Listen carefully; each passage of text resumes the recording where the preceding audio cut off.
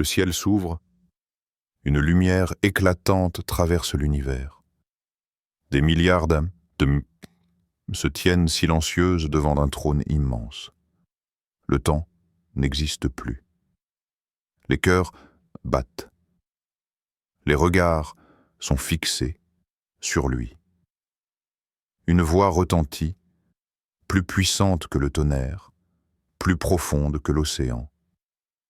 Le jugement commence. Et toi, que répondras-tu quand Jésus te regardera droit dans les yeux et te posera ces questions? Ce ne sont pas des questions banales, ce sont des questions éternelles, des questions qui décideront de ta destinée finale. As-tu vraiment été prêt? Ou as-tu simplement cru l'être? Question 1. Qu'as-tu fait de moi? C'est peut-être la question la plus essentielle.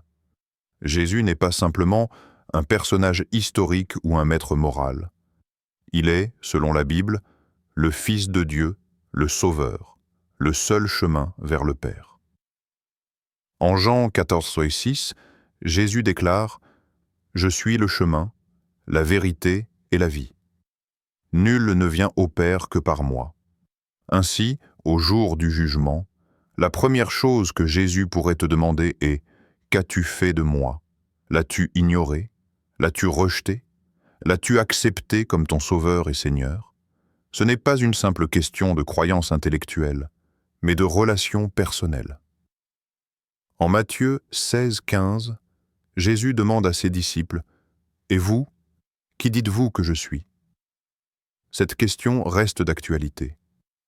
Ton éternité dépend de ta réponse. As-tu reconnu Jésus comme le Messie, mort pour tes péchés, ressuscité pour te donner la vie éternelle? Ou l'as-tu relégué au second plan de ta vie, voire complètement exclu? Beaucoup de gens connaissent Jésus sans le connaître personnellement. En Matthieu 7, 21, 23, Jésus avertit « Plusieurs me diront en ce jour-là, « Seigneur, Seigneur, n'avons-nous pas prophétisé en ton nom? Alors je leur dirai ouvertement, « Je ne vous ai jamais connu. » Il ne suffit donc pas de faire des choses religieuses. Ce que Dieu regarde, c'est ton cœur, ta foi réelle et ton obéissance motivée par l'amour. Avoir une relation vivante avec Jésus implique de l'écouter à travers la parole, de lui parler par la prière, de le suivre par l'obéissance et de lui faire confiance dans chaque domaine de ta vie. Cette relation transforme qui tu es et te prépare pour l'éternité. Question 2. Qu'as-tu fait pour les autres? La seconde question que Jésus pourrait poser est directement liée à la première. Si tu l'aimes, tu aimeras aussi ceux qui l'aiment. Jésus a résumé toute la loi en 2 commandements. Aimer Dieu et aimer son prochain comme soi-même. Matthieu 22, 37, 40. Dans Matthieu 25, 35, 40, Jésus parle du jugement des nations. Il sépare les brebis des boucs et dit au juste « J'ai eu faim et vous m'avez donné à manger, j'ai eu soif et vous m'avez donné à boire. » Et il demande « Seigneur, quand avons-nous fait cela ?»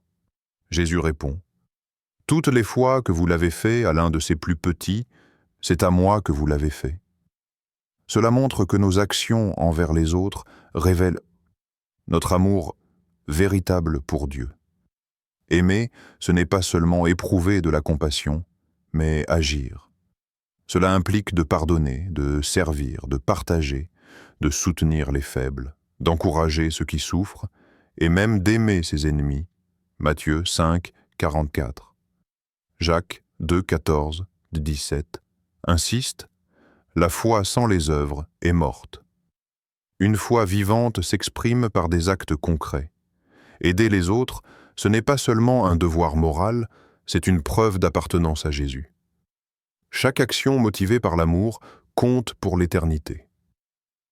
Dieu regarde comment tu as traité ton prochain, tes parents, tes amis, les pauvres, les étrangers, les prisonniers, etc. As-tu été une source de bénédiction ou d'indifférence? Question 3. Qu'as-tu fait avec ce que je t'ai donné? La troisième question touche à la responsabilité. Dieu t'a confié des dons, du temps, des ressources, des capacités et des occasions uniques. Que fais-tu avec ce que Dieu t'a donné? Dans Matthieu 25, 14, 30, Jésus raconte la parabole des talents. Chaque serviteur reçoit une part différente, mais tous sont jugés selon leur fidélité, pas selon la quantité. Celui qui a reçu 5 talents les fait fructifier. Il en gagne 5 autres. Celui qui en a reçu 2 agit de même. Mais le dernier, qui n'en a reçu qu'un, le cache. Il n'a rien produit. Le maître le réprimande sévèrement, non parce qu'il avait peu, mais parce qu'il n'a rien fait avec. Dieu n'attend pas que tu sois parfait ou exceptionnel. Il attend que tu sois fidèle. As-tu utilisé ton temps pour le royaume? As-tu mis tes compétences au service des autres? As-tu utilisé ton argent avec générosité? As-tu investi ton énergie dans des choses qui ont une valeur éternelle? Même les petites choses comptent. Jésus dit dans Luc 16, 10, « Celui qui est fidèle dans les moindres choses l'est aussi dans les grandes. » Ce que tu fais avec peu montre ce que tu ferais avec plus. Ne méprise jamais un petit acte d'obéissance ou de service. Au jour du jugement, Jésus ne demandera pas si tu as été célèbre ou riche. Il te demandera si tu as été fidèle avec ce que tu avais. La vraie question est, as-tu vécu pour toi-même ou pour lui? Question 4. As-tu persévéré jusqu'à la fin? Au jour du jugement, Jésus ne demandera pas seulement ce que tu as cru, ni ce que tu as accompli, mais si tu as tenu ferme jusqu'au bout. La foi chrétienne n'est pas un simple point de départ, c'est un chemin de persévérance. Jésus a clairement dit dans Matthieu 24, 13, « Mais celui qui persévérera jusqu'à la fin sera sauvé. » Dans la vie, il y a des moments d'épreuve, de souffrance, de tentation, d'incompréhension. Il est facile de commencer fort, mais finir fidèlement, voilà le vrai test. Jésus ne cherche pas ceux qui ont été parfaits, mais ceux qui sont restés attachés à lui, même quand tout semblait contre eux. Dans Apocalypse 2,10, Jésus dit « Sois fidèle jusqu'à la mort, et je te donnerai la couronne de vie. » Il ne parle pas ici de succès ou d'applaudissements, mais de fidélité dans la douleur, la solitude, les persécutions ou les saisons de silence. As-tu continué à le suivre quand les réponses tardaient, quand les prières semblaient sans écho, quand la souffrance s'installait? L'histoire du monde est remplie de chrétiens qui ont tenu ferme dans l'épreuve. Beaucoup ont été emprisonnés, rejetés ou même tués pour leur foi. Le Nouveau Testament regorge d'exemples, Paul, Pierre, Étienne, et tant d'autres. Ils ont tenu jusqu'au bout, non par leur propre force, mais par la grâce de Dieu et la puissance du Saint-Esprit. Hébreux 12, 1, 3 nous encourage à courir avec persévérance l'épreuve qui nous est proposée, les yeux fixés sur Jésus, le chef et le consommateur de la foi. Cela signifie que ta capacité à persévérer vient de ton regard sur Christ. Plus tu fixes tes yeux sur lui, plus tu seras capable de traverser les tempêtes. Il y aura des chutes, il y aura des moments de doute, mais ce que Jésus regarde, c'est si tu t'es relevé. Proverbe 24, 16 dit « Le juste tombe 7 fois et se relève. » La persévérance, ce n'est pas de ne jamais tomber, mais de toujours revenir à Dieu. Au jour du jugement, Jésus pourrait te demander « As-tu gardé la foi quand tout semblait perdu? As-tu continué à m'aimer même quand tu souffrais? As-tu tenu ferme quand la tentation était forte? As-tu refusé de renier ton espérance dans les moments les plus sombres, ça? » Paul dira à la fin de sa vie « J'ai combattu le bon combat, j'ai achevé la course, j'ai gardé la foi. » de Timothée 4, 7. C'est le témoignage que tout croyant devrait désirer offrir. Ce ne sont pas les médailles visibles qui comptent, mais la fidélité dans les coulisses, dans le secret, dans la persévérance quotidienne. Alors, pose-toi cette question aujourd'hui. Suis-je en train de persévérer ou d'abandonner peu à peu? Ai-je cette flamme qui me pousse à continuer malgré les vents contraires? Car Jésus ne cherche pas des chrétiens parfaits, mais des cœurs loyaux, constants, sincères, qui s'attachent à lui jusqu'à la fin. Question 5. As-tu pardonné comme je t'ai pardonné? Le pardon est au centre du message de l'Évangile. Jésus est mort pour nous alors que nous étions encore pécheurs. Romains 5, 8. Il a payé notre dette sans que nous puissions la rembourser. Et il nous appelle à reproduire ce pardon dans nos relations avec les autres. Au jour du jugement, Jésus pourrait bien te poser cette question. As-tu pardonné comme moi je t'ai pardonné? Dans Matthieu 6, 14, 15, juste après avoir enseigné le « Notre Père », Jésus dit clairement « Si vous pardonnez aux hommes leurs offenses, votre Père céleste vous pardonnera aussi. Mais si vous ne pardonnez pas, votre Père ne vous pardonnera pas non plus. » C'est une parole forte. Elle nous montre que le pardon reçu doit devenir pardon donné. Il ne s'agit pas d'un pardon superficiel ou forcé, mais d'un pardon sincère du cœur, même quand c'est difficile. Dans Matthieu 18, 21, 35, Jésus raconte la parabole du serviteur impitoyable. Ce serviteur devait une somme astronomique au roi, qui lui remet entièrement sa dette. Mais ce même homme refuse de pardonner une petite dette à son compagnon. Le roi, indigné, le livre au bourreau. Jésus conclut « C'est ainsi que mon Père céleste vous traitera si chacun de vous ne pardonne à son frère de tout son cœur. » Pourquoi est-ce si important? Parce que refuser de pardonner, c'est nier l'œuvre de la croix.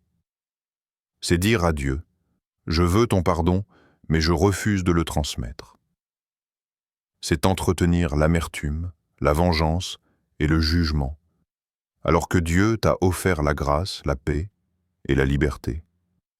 Le pardon ne signifie pas excuser le mal ou nier la douleur, mais cela signifie refuser de laisser la blessure gouverner ta vie. Pardonner, c'est rompre le lien destructeur entre l'offense et ton cœur. C'est libérer l'autre et te libérer toi-même. Jésus sur la croix a dit « Père, pardonne-leur car ils ne savent ce qu'ils font. » Luc 23, 34. Et il parlait de ceux qui le crucifiaient. Si Jésus a pu pardonner à ceux qui le tuaient, ne devrions-nous pas aussi pardonner ceux qui nous ont blessés? Au jour du jugement, Jésus pourrait te demander « As-tu relâché ceux qui t'ont trahi? As-tu prié pour ceux qui t'ont blessé? As-tu cherché la réconciliation ou nourri la rancune? As-tu préféré le chemin de la paix à celui de la revanche? Ce ne sera pas facile, mais ce sera nécessaire. Le pardon ne change peut-être pas le passé, mais il change ton avenir. Il te restaure, t'ouvre à la paix de Dieu et montre que tu es vraiment à l'image de Christ. Et n'oublie pas, pardonner, ce n'est pas dire que l'autre a raison, c'est dire que Dieu aura le dernier mot, pas la blessure. Question 6. As-tu eu honte de moi devant les hommes? Dans une société où la foi chrétienne est souvent moquée, marginalisée ou mal comprise, beaucoup choisissent de garder le silence. Pourtant, Jésus a été très clair à ce sujet. Dans Luc 9, 26, il déclare « Car celui qui aura honte de moi et de mes paroles, le Fils de l'homme aura honte de lui quand il viendra dans sa gloire. » Autrement dit, au jour du jugement, Jésus pourrait bien te demander « As-tu eu honte de moi devant les hommes ?» La foi chrétienne n'est pas un secret privé que l'on garde enfermé dans son cœur. C'est une lumière qu'on est appelé à mettre sur le chandelier. Matthieu 5, 14, 16. C'est un témoignage à vivre ouvertement, avec courage et amour. Suivre Jésus, c'est oser dire « Oui, je suis à lui », même quand c'est impopulaire, coûteux ou risqué. Beaucoup de croyants aujourd'hui vivent une foi discrète, voire cachée. Ils vont à l'église en silence, mais au travail, à l'école ou en société, ils évitent soigneusement de parler de Jésus. Ils craignent d'être rejetés, ridiculisés ou incompris. Mais Jésus n'a pas eu honte de nous lorsqu'il a porté notre croix. Il nous appelle à prendre la nôtre, chaque jour. Luc 9, 23. Le témoignage ne signifie pas prêcher sur une place publique, mais ne pas renier Jésus quand l'occasion se présente. Cela peut être aussi simple que affirmer que tu crois en lui. Prier publiquement au restaurant. Refuser de participer à certaines choses contraires à ta foi. Témoigner avec humilité quand quelqu'un te demande d'où vient ta paix ou ta force. Pierre, l'un des disciples les plus proches de Jésus, l'a renié 3 fois en une nuit. Mais ensuite, il a pleuré amèrement et a été restauré. Ce n'est donc pas l'échec que Jésus condamne, mais le reniement persistant, volontaire, assumé. Dans Apocalypse 21:8, les lâches sont listés parmi ceux qui seront exclus du royaume de Dieu. Pourquoi? Parce que la lâcheté spirituelle est une forme de rejet de Christ. Au jugement, Jésus pourrait te poser des questions comme « Quand ton entourage s'est moqué de la foi, as-tu gardé le silence ou as-tu défendu mon nom? Quand tu avais l'opportunité de partager ta foi, as-tu reculé? As-tu laissé les autres croire que tu étais comme eux pour être accepté? As-tu vécu ouvertement comme mon disciple ou secrètement comme un admirateur silencieux? Il ne s'agit pas de forcer ou d'imposer sa foi, mais de ne pas avoir honte de celui qui t'a sauvé. Paul dit dans Romains 1,16 « Je n'ai point honte de l'Évangile, car c'est une puissance de Dieu pour le salut de quiconque croit. » C'est cette attitude de confiance et d'audace que Jésus recherche. Être un témoin, c'est être fidèle, visible et vrai, même quand c'est inconfortable. C'est montrer au monde qu'on appartient à un autre royaume et qu'on n'échangera pas la vérité pour l'approbation des hommes. Le jour du jugement viendra. Pas de masque, pas d'échappatoire, juste toi et Jésus. Ces 6 questions ne sont pas théoriques. Elles sont réelles, personnelles, éternelles. Aujourd'hui, tu as encore le temps d'y répondre avec sincérité. Demain, il pourrait être trop tard. Si cette vidéo t'a parlé, ne la garde pas pour toi. Partage-la, abonne-toi à Bible et Vérité, et surtout, reviens à Dieu pendant qu'il est encore temps. Car un jour, ce ne sera plus une vidéo, ce sera la réalité.